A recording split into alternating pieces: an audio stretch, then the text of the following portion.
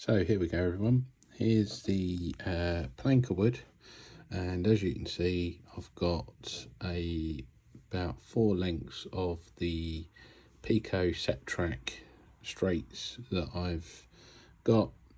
I recently visited a model railway show where they were selling this off on a second-hand stall, so I got it reasonably cheap, which was good because obviously I knew the primary purpose of this was just to test this particular method.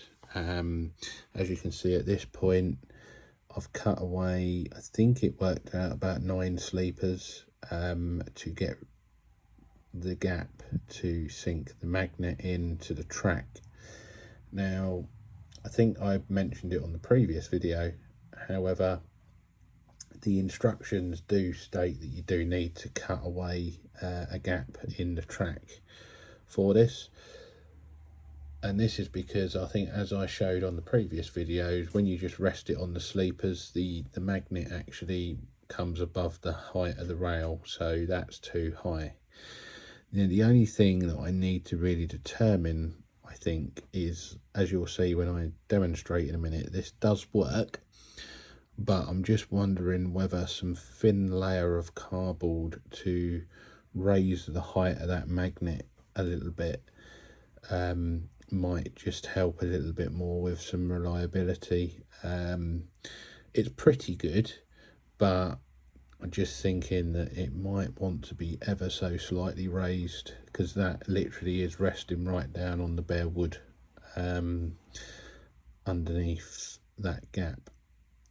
So as you can see, I've got the M7 and a couple of the coaches all lined up and ready to go. So what I'll do, try and put it in a bit closer, just put it over nice and steady, stop on the magnet. You can see actually there where it jolted, it's obviously done it straight away, and if I pull that away, engine moves. Brilliant, because obviously this is the whole idea of looking to invest in this system. When I was in DAPOL, I've spent money getting the KD couplings, so that will be really helpful. Normally, sometimes when you would go to uncouple, you would have to shunt the loco backwards to tighten some of the tension to then release, but it's obviously done it. As you can see, if you don't stop, it goes straight over the magnet. Oh, not quite got that. There we go. Oh, and that one's done it. I did have some problems with that one earlier. I think it's just where, at the moment, where I keep taking the couplings on and off, it might have played about. So the thing to bear in mind with these is they will be reasonably fragile, so they do take sometimes just a little bit of tinkering, because before I put the camera on and got it rolling, it wasn't uncoupling that well, but I've sort of tweaked it a little bit and it seems to have worked, as you can see. The other idea, and I don't know because this seems to be juddery, but the idea is you're supposed to be able to push back, but that keeps connecting up, because this is a big part of doing it. Looking at transferring to this one, because obviously don't want the hand of God coming over, but secondly, and more importantly, part of my ideal concept at some point in the future is probably a sort of branch line station with a goods area. Now, as with KDs, the idea is supposed to be that you can uncouple and get it done to sort of shunt the wagons around, and the idea of that is to obviously limit the number of sometimes unsightly magnets that you've got dotted around. So, but all in all, I mean, as you can see, it's that if it goes back over, see that one's just stopped there. Sorry, really poor camera angle.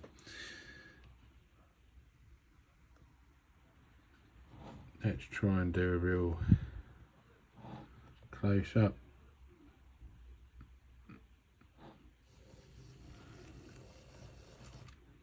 Right, so hooked back up.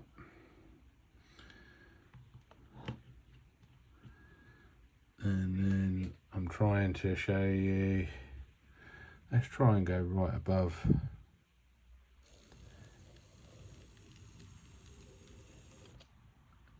See, as you can see, the problem you have with it sometimes is when it jerks, is it does it. And I think that's because the coaches are really light. So one of the things I might have to look at doing, and this probably would be the same with wagons as well, is to potentially look at whether we might need to just look at putting some weights in.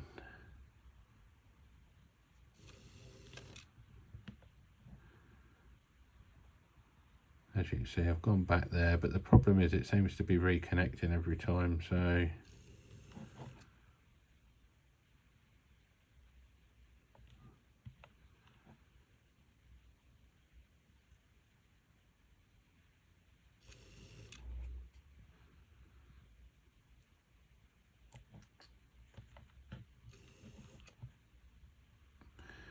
so you can see every time it's becoming quite a reliable connection. What I'll probably do, I don't know if I'll do another video on it because I'll start to bore you, to be honest, but I picked the M7 for the reason that it is probably the most jerkiest runner. So when you're testing a theory and principle, I've done it on the basis that if this one was going to be, or the most likely to be, the most difficult, if this one worked, then obviously the others should do. So like I said, just a bit of a follow-up video really from the previous one. I hope you like this and find this helpful. I thought I wanted to just do a video, like I say, because when I've looked before, a lot of the videos I've found online are probably getting on nearly 10 years ago for all these DAPOL easy shunt couplings. As I always profess, I'm no expert, I'm just demonstrating my findings to you. I'm sure there's plenty of other bits that could be done, but I think it's really important because obviously if you're going to do this sort of thing and make this commitment, I mean, if you buy the DAPOL locos like that M7, I believe they're in the habit of providing you the easy shunt couplings in the packet, because I definitely got them with the DAPOL loco. But all the others all the other locos I currently possess are Graham Farish. I've got the M pockets, so it's a straightforward process, but it's obviously buying the couplings.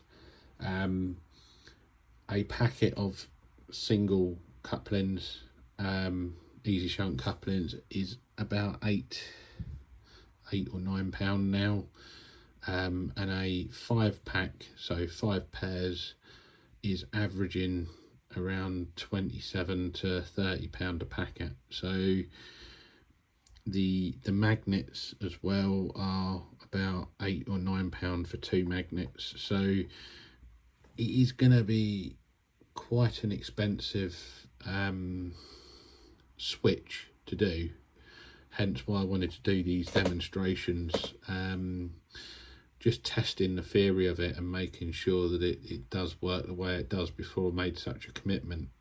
I'm quite fortunate because of only switching over, I haven't got masses and masses of stuff like I did when I did it in DAPOL. I had a big collection, so it was a lot more expensive to do because it was a bigger collection to satisfy. However, I'm still probably looking at needing a good couple of 5 packets probably, I think I've got 5 locos, so I need a packet for the locos alone. And then it will be the wagons. One of the other things I've got to look at doing as well in terms of the wagons is looking at potentially putting some NEM pocket conversions on them.